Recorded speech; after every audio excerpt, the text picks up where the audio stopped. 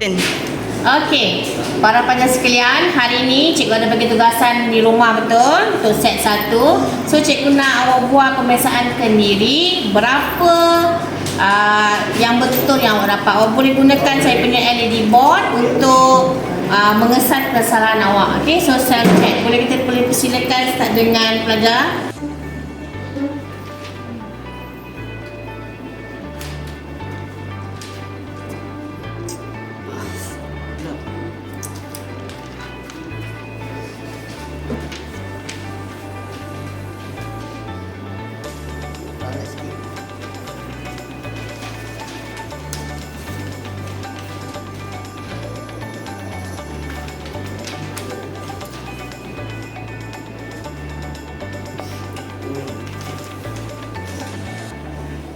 Okey, tadi cikgu dah minta tolong awak suruh cek pemeriksaan kendiri berapa betul, berapa salah. Berapa orang yang dah cek?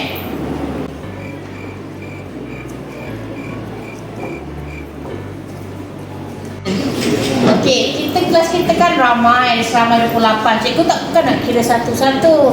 So susah, awak pun tak jujur nak cek ke tak cek, awak takut ke. So saya nak minta tolong pelajar lah buat satu penyelesaian macam mana cikgu nak tahu bilangan yang dah cek kat depan, self checking kat depan. Boleh tak? Nazhan, Hamis, Ali dan Mahibir. Untuk tolong cikgu boleh? Boleh.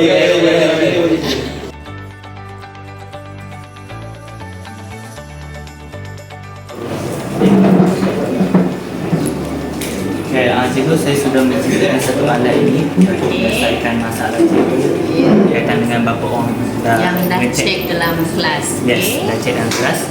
Okay, so contohnya kalau ada orang datang ingin mengecek lukisan dia, dia akan tekan butang ni. Kalau lukisan ni betul, dia akan tekan butang ni. Lampu hijau akan menyala cikgu. Lampu hijau sana akan menyala. Ya, cikgu. Kalau lukisan ni salah cikgu, dia akan tekan butang ni cikgu. Lampu merah akan menyala. Okey, faham. So daripada itu kita boleh tahulah berapa betul, berapa salah jumlah yang telah cek. Ya, cikgu. Okey, so macam caranya nak tahu jumlah yang dah boleh, yang dah cek. Okey, cikgu tinggal dekatkan jari cikgu dengan sensor ni. Okey. Dan lampu kuning ni akan berkelip berapa banyak kali lah. So dua lah. So tadi betul seorang, salah seorang. Ya, betul cikgu. Okey, terima kasih Ali dan tim telah membantu cikgu untuk mengenal pasti bilangan yang telah cek, self check untuk pelatihan masing-masing. Terima kasih. Cikgu, biar saya membentangkan cikgu macam mana saya buat coding ni. Mula-mula saya akan variable ni ada dalam kosong. So kalau awak dapat betul, awak akan dia akan pergi ke 1. So lampunya akan mengelip dan buzzer dia akan berbunyi selama 1 saat. Seterusnya dia akan tutup lampu dengan buzzer dia akan tutup. Seterusnya kalau awak dapat salah, awak akan tekan buzzer warna salah, awak akan dapat lampu yang berwarna merah. Buzzer dia pun akan berbunyi selama 1 saat. Seterusnya kita akan guna infrared sensor. Objek ni inilah objeknya.